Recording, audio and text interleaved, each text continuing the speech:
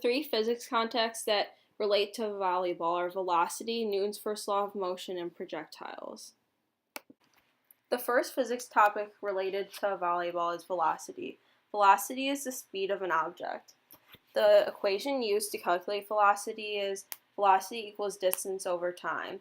Velocity is in meters per second, distance is in meters, and time is in seconds.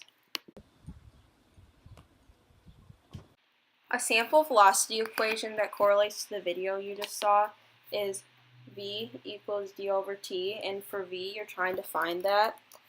Distance is 0.5 meters, time is 3 seconds, and you plug that into the formula, so then it'd be v equals 0.5 meters divided by 3 seconds, and you get 0.167 meters per second for velocity. The second physics topic related to volleyball is Newton's first law of motion. This describes that an object at rest remains at rest. An object in motion will remain in motion and continue with a constant velocity unless the object experiences a net external force.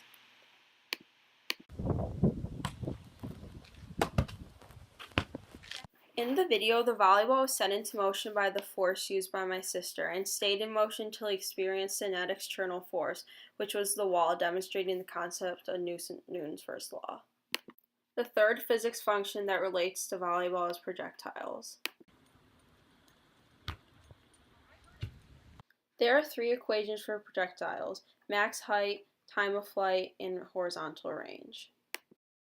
A sample equation for the max height of a projectile, you use the equation y equals vi squared times sine angle divided by g, which is gravity. H, or y in this example, is max height, and that's in meters. Vi is initial velocity, and that's meters per second. G is the acceleration due to gravity, and that's 9.80 meters per second. And the angle is the angle of the initial velocity from the horizontal plane, and it's either in radians or degrees. The Vi in this example is 5, the angle is 65 degrees, and gravity is always 9.8 meters per second. And you plug it all in, and then you get 2.3 meters for the max height. This is a sample equation for the time of flight of a projectile. The equation uses t equals 2vi sine theta divided by gravity. In this equation, the vi is 6 meters per second, the angle is 75 degrees, gravity is 9.8 meters per second squared.